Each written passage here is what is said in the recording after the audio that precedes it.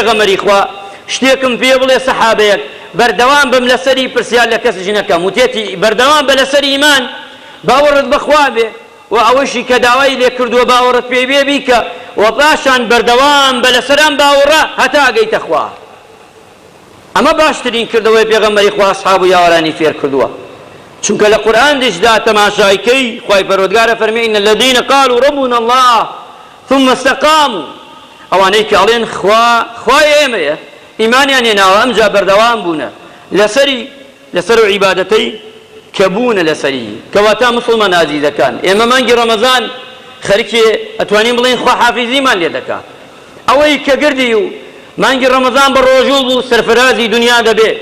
ئەوەی شەوان توانی دانش هەردگی سەرفرازی دنیا و قیامەت دەبێ بە ڕۆژوش بوو نەیتوانی دانشە گرنگەوەی تاعی خوای کرد قورب بەسەر ئەو کەسانەی کە ئەم مانگە ڕەمەزانە بەسەر یا ڕۆیشت و تەوبەی نەکرد ئەبێ لە قیامەتدا چی بڵێ بەخوا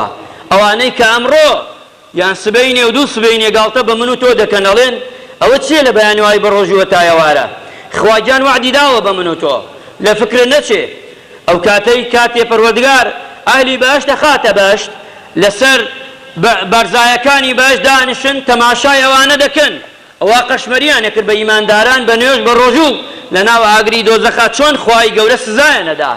ئەزانی مانگی ڕەمەزانە و مانگەیە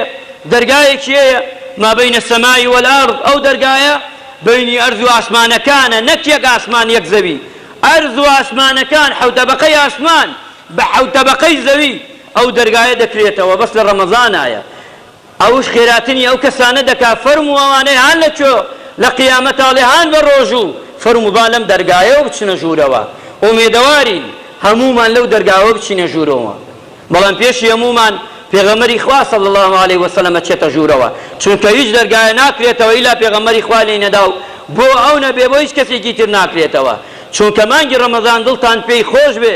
بەڵام لەگەڵەوەشدا ئەم چەند ڕۆژەی ماوە بە تایبەتی ئیمشەو ئەبێ ئێمە بیسەلمێنی